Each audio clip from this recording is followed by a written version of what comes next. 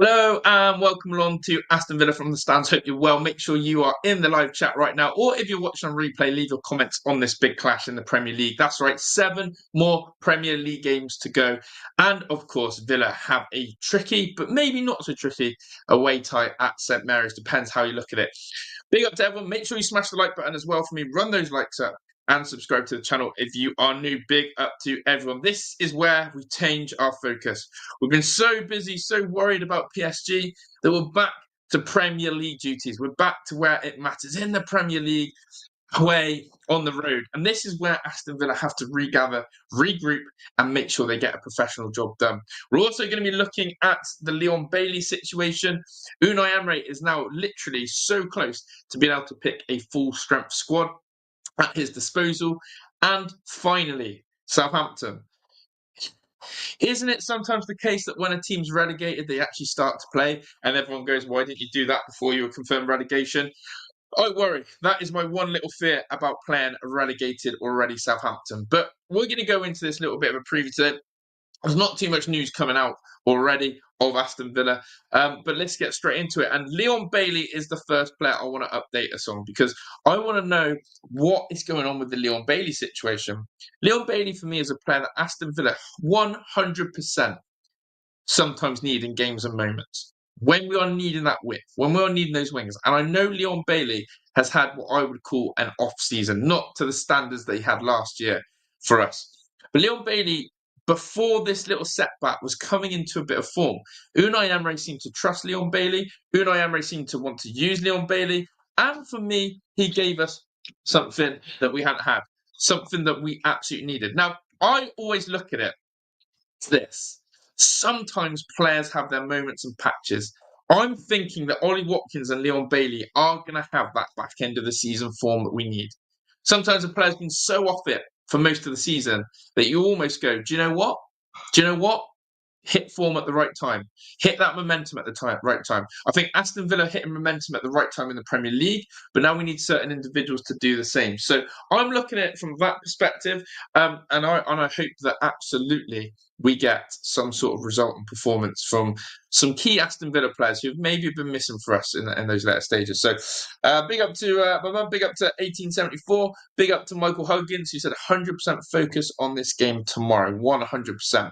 We can't look at PSG because we've still got a job to do in the Premier League. And for me, there's some key games at the weekend that can influence and, impact us. Man City have got Crystal Palace. Newcastle have got Manchester United.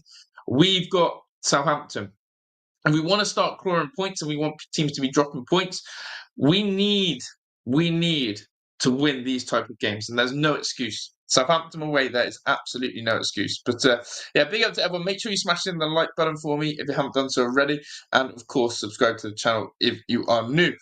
But let's get into this. This is the Leon Bailey situation, as I said, for Aston Villa. It says, Unai Emery. Leon Bailey is progressing and getting better. Maybe he could work with the group today. If he's not able to play tomorrow, then hopefully he'll be available for Tuesday. So I see that as basically Leon Bailey was going to try and train with the squad today before they head down south, as the Villa players were going to head down to Southampton today. However, probably, as you can see with that, it's going to be unlikely that he's in the squad tomorrow. Now, with the fact that we have Donyell Marlon, with the fact that we have Morgan Rogers, who have both played that wide right role, we're not crying out to need to rush back Leon Bailey. But I do think certain Champions League nights, certain, big moments, Bailey is going to be needed. So with Leon Bailey coming back, and if he is fit, Unai Emery has a full squad to choose from. Now, when you've got 7 Premier League games to go, when you're sort of gearing up to that position, you've got 7 big Premier League games to go. You can almost argue 7 cup ties, 7 cup finals. Having everyone fit and available, massive advantage compared to some of the other sides around us. Massive advantage. And this is where we now need to prove how good is our squad depth. How good are we? How good is this squad that we've assembled? Because when everyone's fit and available, everyone needs to pull their weight and help chip in. So, listen, we'll see what happens with that. I'm hoping that Leon Bailey does come back, and I hope that we will have him on those big Champions League nights as well. No worries, 1874. Hope your baseball game goes well. So, Southampton. Why do I fear playing Southampton when they've just been relegated? This fact here is something that Southampton will not want, and they are on course to have one of the worst records. Have a look at this, and this is absolutely true. Okay, in 2007-2008, Derby County relegated with a record low of 11 points for the season. So that's always been the worst Premier League points total, 11 points in the whole Premier League season. Southampton currently stand on 10 points with 7 games to play. Will Derby's unwanted record be broken, or will the Saints go get the 2 points they need? Listen, comments in the chat for this. Big up Anthony Clark as well. Do you think Southampton will get the worst Premier League record in history? Can you see Southampton picking up another win? The way they have looked, the way they've played this season, 10 points is absolutely crazy when you think about it. 10 points in a whole season is absolutely crazy. Crazy scenes. So, look, is it the type of Villa thing we do that we play the first time we play Southampton since they've officially been relegated, since they've officially been confirmed relegated? Southampton play the game of their lives, come out of their skin, and basically beat their disgusting points total. Always have a worry about that. I would love to know a statistic about how many teams win their next game after being relegated. There'll be some crazy stat out there. There'll be some crazy stat out there that people would be able to find about a team's win percentage after they've just been confirmed relegated. How often does a team go on to win their next game once they've been confirmed relegated? Always a worry of mine, because you've got no fear and nothing to worry about. So there we go. Big up PC. Hope you're right. Well, I'm all good. How are you? Enjoyed a nice afternoon in the sun with the family. Went to the park, had some ice cream, and kicked a ball around. So caught a bit of the sun today. If you haven't noticed already, gang, caught a bit of the sun, which is good. Don't know about the record, but we're going to batter them. Southampton 0, Villa 4. I like it. Big up to Vij in the house, and big up to Farmy. So hope PSG match goes better at Villa Park. That's all I can think about. And that's the thing, Farmy. Like you're talking about the PSG game. I completely get it. You know, that Champions League quarter-final tie is an absolute enigma. It's an absolute showcase that we're going to have at Villa Park. But Southampton away, it's one of them as well, where maybe we are blessed that we're playing Southampton. Because how often have Villa done this? They've played midweek in the Champions League, and then we come to the Premier League action in the weekend, and guess what? Performance levels drop. Performance levels fall off a cliff. We don't get 3 points. There is no excuse this weekend with Unai Emery having a fully fit, available squad. It has to be 3 points and nothing less. It will not take a draw. I know Unai Emery is going to rotate. I know Unai Emery is going to make changes again. There'll be different players starting. I expect to see Donyell Marlin starting. I expect to see Ian Matson probably start. Mings starting. I expect to see Garcia start. I probably expect to see Onana start. And who knows? Maybe even a wild Ross Barkley. I have a real big feeling that Unai Emery will rotate heavily at the weekend. I want to know what everyone else thinks. I see a massive rotation. I want to see a massive rotation from Unai Emery. Maybe we'll see Watkins start as well. You have to wait and see. But that's what I'm thinking. But look, in terms of that record, Southampton, 10 points this whole Premier League campaign is absolutely stinky. It's abysmal. It's embarrassing. They do not want to be tied with the Derby County legacy, which they're in danger of. But yeah, so I then had a look and thought, well, who is managing Southampton? What have they decided to go with? Their manager, obviously, again, once they've confirmed relegation, I didn't even know his name, you know. Obviously, I knew that Russell Martin was the manager, but it says here, we have today reached an agreement with our men's first team manager, Ivan Juric, to end his spell at the club. So Southampton sacked their manager as soon as they got relegated. And then I looked at this post. And quite interestingly, Southampton, Simon Rusk has agreed to take charge of the team as an interim manager for the remaining 7 fixtures of the season. So he must have been like a coach, and will be assisted by Adam Lallana. Adam Lallana's hung up his boots to coach, is he? That's a new one, isn't it? So yeah, Adam Lallana is giving up a playing position to assist in the assistant manager role. Interesting. Do I worry about an interim manager? Do I worry about someone like Adam Lallana? You got one or two ways, right? And this is how I see Southampton. There's one or two ways. Southampton are already on the beach. The players are already trying to book their summer holidays. They've already decided and known that they're going to be in the Championship next season. And so they don't really care about playing for the shirt, playing for pride. A lot of those players could move on. Who cares about the 10 points they're on? The other factor is you've got this interim manager with no ego, no expectation, with Adam Lallana, and saying, listen, you actually are playing for a bit of a contract. Some of these players could go, look, I fancy Premier League football. I want to play Premier League football next season. And so, do you know what? I need to get myself sold. So you're looking at the likes of Cameron Archer.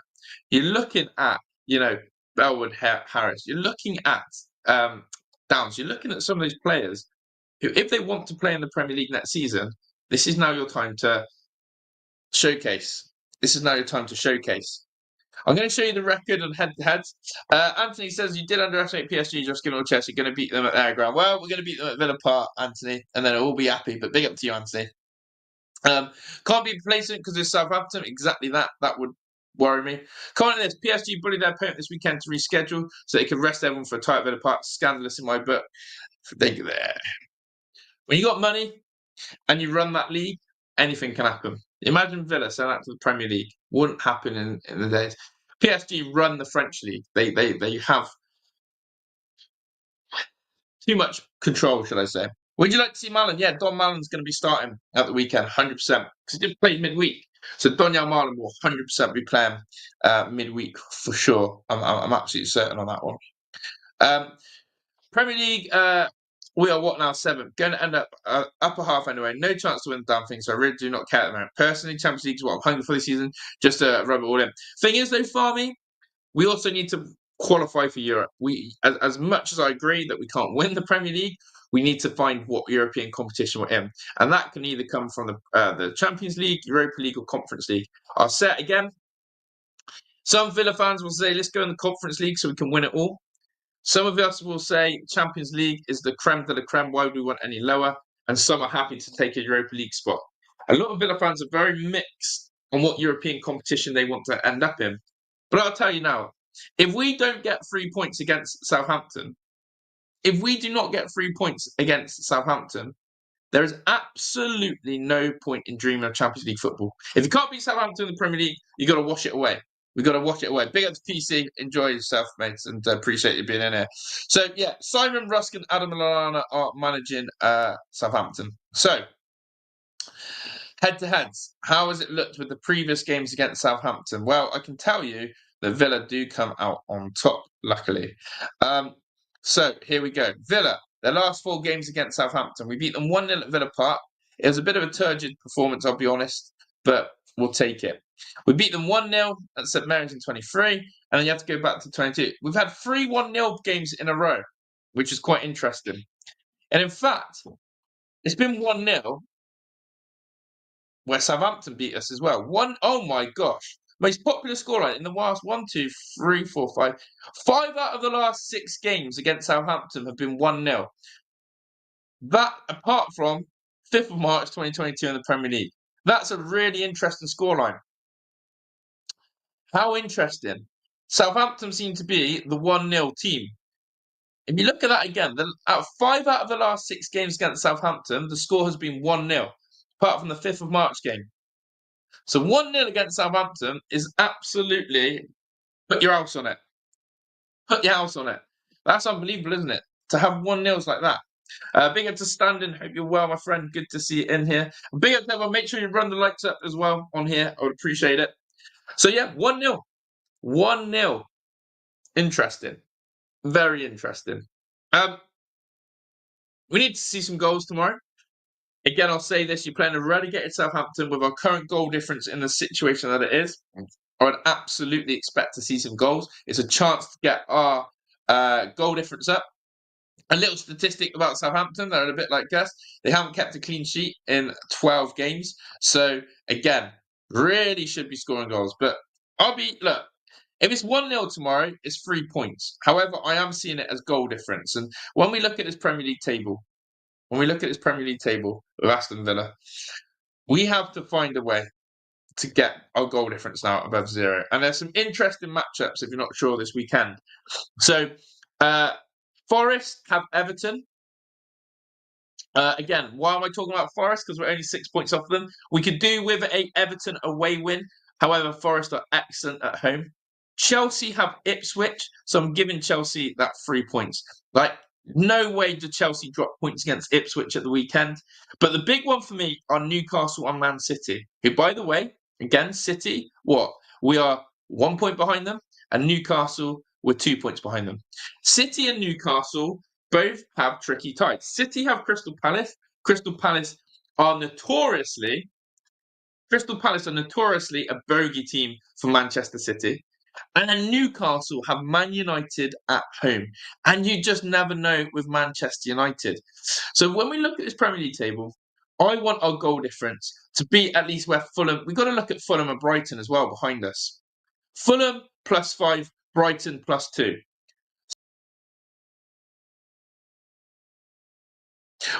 We need to be keeping a clean sheet tomorrow. We need to absolutely 100% be keeping a clean sheet tomorrow. And we need to be putting 2 or 3 goals to get our goal difference. Because what I don't want is a situation where we end up losing a league position for Europe because of Fulham and Brighton overtaking us because of goal difference. That would be absolutely scandalous. Absolutely scandalous. So I'm manifesting that Manchester City and Crystal Palace turns out to be a bit of a bloodbath and Crystal Palace do us a favour.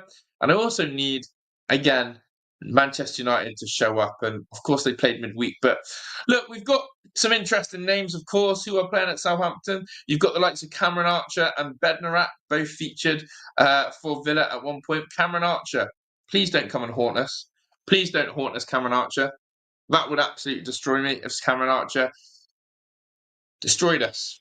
Absolutely destroyed us. But look, why am I hopeful that Man City Crystal Palace? It's an early kickoff. I want to show you our recent head-to-head. Man City Crystal Palace is a massive interest of mine. Look at these results. Look at these results, people. It's never easy. It's never easy. Crystal Palace have done a couple of good things of recent times against Man City. Have a look at this. Love you. Have a look at this.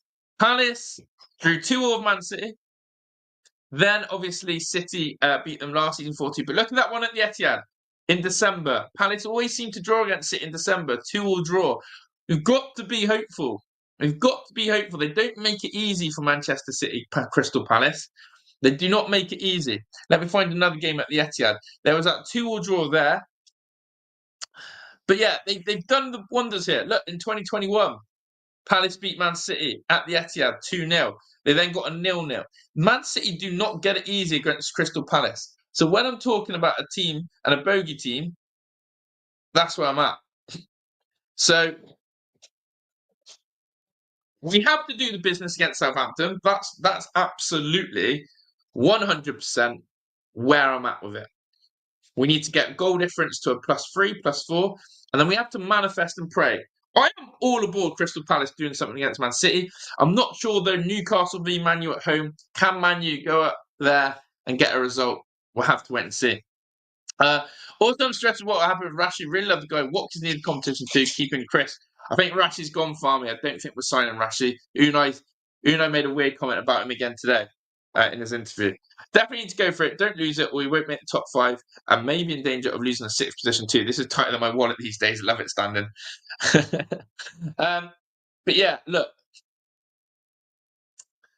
Crystal Palace, please do the business. I'm confident Villa do it. Now, when we look at the starting lineup and thoughts for this Villa team, we saw against Forest, we made 8 changes. I think we're going to see similar. I'm expecting, as I said, the following sort of lineup this weekend. Now, I'd love to know your predicted lineup as well for the game, but I'm thinking you're going to see more or less this. I think you're going to see Emi Martinez. I think you're going to see Garcia. I think you're going to see. I think Conts is going to get a rest again. I think you'll see Garcia, Disasi, Mings, Matson. Garcia, Disasi, Mings, Matson. I think you're going to see Kamara. No, you're not. You're going to see Onana, McGinn. You're going to see Jacob Ramsey. You're going to see Asensio. You're going to see Donyal Marlon, and you're going to see Watkins. That's my predicted lineup. I'll say that again. Martinez, Garcia, Disasi, Mings, Matson, Anana, McGinn, Ramsey, Asensio, Malin, Watkins. I think Rashford goes on the bench. I think Tielemans gets a rest. I think Konsa gets a rest. I think that Luka Dean will be on the bench. Wonder whether Ross Barkley even comes in for John McGinn. I want to know, how many changes are you expecting from Unai? Or do you think Unai wants to keep this momentum in the same lineup? I'm thinking the best thing for business is play Ollie Watkins against Southampton. Let Ollie Watkins score against Southampton and let him go and breed confidence going into PSG. I think we have to get that brilliant front four on the pitch. My dream front four for PSG is Watkins, Rashford, Asensio, Rodgers. That's the front four I want for PSG. Now, give me Ollie Watkins a few goals away at Southampton, and he goes and plays really well against PSG. Do you think any of the loan deals will sign permanently? Asensio, I'm 100% sure we get Europa League or Champions League Asensio signs. That's the problem. If we get Conference League, starts to make transfers harder. If Aston Villa finish in the Conference League position, starts to make transfers harder. Hence why we've got to win the FA Cup, or we've got to qualify naturally. Big up to Piotr, he said, drop the likes. Absolutely. Absolutely. As long as assume if those are on the bench just in case. Yeah. Yeah, they're all going to be on the bench. Unai Emery's got a fully fit squad to choose from. He won't be having the likes of the under-21s have played tonight. So he won't be using the likes of Jamoa Alba on the bench or Proctor. It'll be fully strength bench. I just expect Garcia and Malin 1,000,000% to be playing because they can't play in the Champions League occasions. I expect Asasi to start. I think Asensio needs a start. I think even though I want Asensio to start against PSG, I think Asensio needs some minutes again. 1874 says Ross Barkley and McGinn out. Look, how fit is Ross Barkley? Will we see him play? Would be nice. Who's better player, Drogba or Eto'o? Ooh, really good question. I'm a big Didier Drogba fan. I think Drogba was just unplayable. So, yeah, that's what I think on that one. I think Drogba on his day was unplayable. Like, genuinely one of the best centre-forwards. And he won the Champions League. Look, I'll say that, I think Eto'o played for great clubs. Barcelona, of course, being his highlight, but Drogba for me was the man. So, look, ultimately, for me, I know Unai is going to make changes. And that squad is going to be good enough. That starting lineup is going to be good enough to beat Southampton. I just pray that we don't have the twofold. I hope and pray that we don't have our focus on PSG and players are half at it and players are worried about getting injured and players are worried about X, Y, and Z. And second of all, I just hope Southampton don't turn up. It will be absolutely criminal if Southampton decide to actually start playing football this season and actually starting to, want to not be an embarrassment to the Premier League. 10 points. 10 points is an absolute embarrassment. Absolute embarrassment. And they're on course for that. So, yeah, my eyes are essentially on the rest of the league and we will be focused on that. But we are going to wrap in a minute. As I said, there's usually the day before game day, there's not too much to talk about. But as always, we want to try and stay consistent with our content. And I appreciate everyone who's in here. I take it all you guys in here have your notification bell on, are locked in. And if you're someone who's new for the first time, then do let me know. But yeah, don't expect to see Bailey. Bailey will be saved for the bench, I think, against PSG. But yeah, in terms of tomorrow, we'll be doing our build up before, and we are going to be exclusively just on Big Up tomorrow. So make sure you're locked in for that. We'll be just only on Big Up tomorrow. As I said, because where we've been balancing the Big Up and the YouTube, the Big Up has taken a little bit of a hit. So we are definitely going to just be streaming it on the Big Up, and then we'll be doing a match reaction on here, whether it's a pre-recorded or a live. We'll wait and see. But yeah, that's the content for tomorrow. And then we'll have our usual Sunday show. We might be doing something a little bit special as well on Sunday evening. We may be doing a rival watch-along into this run-in on this channel. We may be doing some rival watch-alongs on this channel. We may be doing a watch-along for Newcastle versus Man United with all eyes on Newcastle. Because at the end of the day, the Premier League is 100% focused on getting the results. And we have to do our part. 100% we have to do our part. But let's be real, we do now need to rely on other people. So, yeah. As I said, if you haven't signed up to the Big Up yet, I'm going to put the link in the chat. Spend your time now. We need 300 members. I've been asking for that. We're still 11 people off. So if you are new here, I'm going to put a plea now. Please sign up to this. And please join the Big Up because we need you there. And that's where the watch-on is going to be tomorrow. So the watch-on will be on that platform there. Spend 1 minute, 2 minutes signing up to that because that's where our watch-on will be. But yeah, I hope everyone's good. I hope everyone's well. Enjoy the rest of your Friday night. I'm about to go eat some dinner in a second and nice spaghetti bolognese. And yeah, we will enjoy the sun. As I said, I'm really looking forward to an absolute, as Mum said, join the Big Up 100%.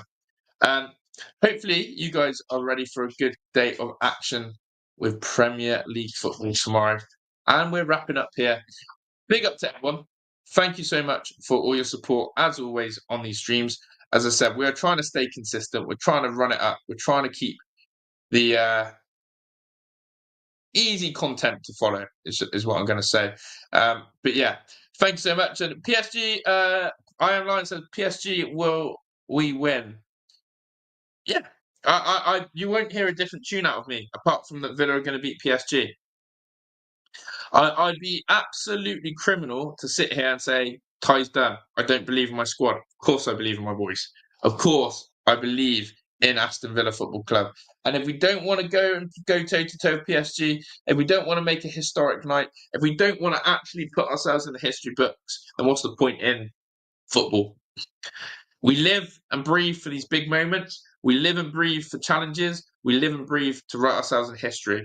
If Aston Villa beat this PSG side from being 3-1 down and overturn it, this one will be in the history books. Heroes are there to be made. But we have to beat Southampton. You can also be a hero and get Villa in the Champions League again by beating teams like Southampton at the weekend convincingly and getting our goal difference up. So that's where we're going to sort of focus on. That's what we're going to do. Big game ahead. I appreciate everyone in here. See you all tomorrow, chat. Absolutely. We'll be doing a preview build-up on YouTube. So we will be doing the preview build-up on YouTube and getting everyone over to Big Up. We'll have the starting lineups. We'll be excited, and it's all going to be good stuff. So yeah, come over to the Big Up. We'll see you there. And many, many thanks to everyone who's here. Big up to I Am Lion. Big up to my mum. Big up to 1874. Big up to Surinash. Big up to my dad. Big up to Piotr, Farmy, Standing, Anthony Clark, Vamos the VJ, 1874. Anyone else who's been commenting, big up to Heidi and Starry in the kitchen as well. And yeah, big up to everyone. We're out of here. Enjoy your Friday night. I'll see you on the other side. Ta-da.